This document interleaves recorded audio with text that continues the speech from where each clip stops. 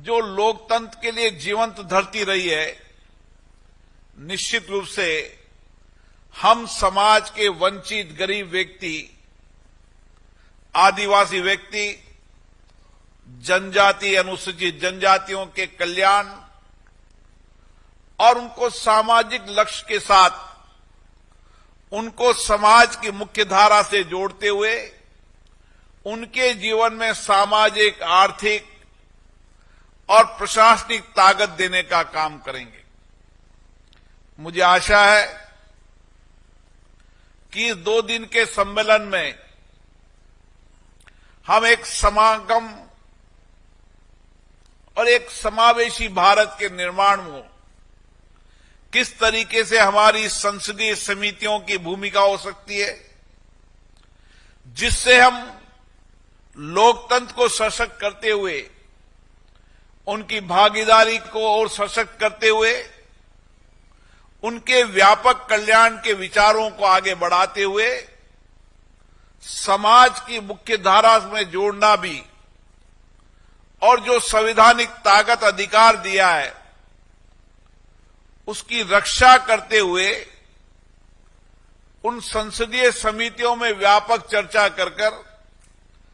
हम एक ऐसी समावेशी दृष्टि, एक समावेशी व्यवस्था का निर्माण करेंगे जो हमारे संविधान की मूलधारा समतापूर्वक समाज की है। हमने अनुसूचित जनजाति और पिछड़े वर्गों को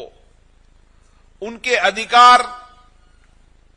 और उनके जो संवैधानिक न्याय का अधिकार है, उनके संविधान के न्याय आरक्षण का अधिकार है,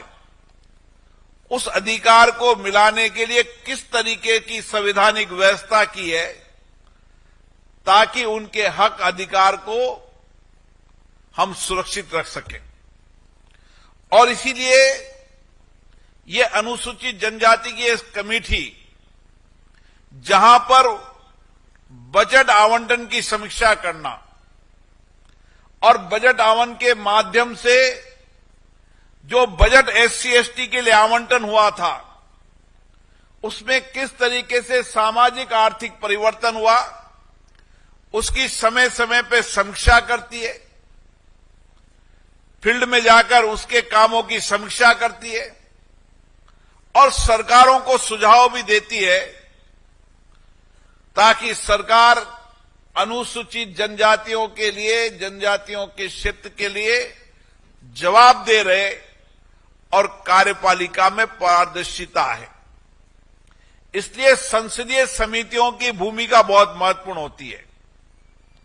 लोकसभा, विधानसभा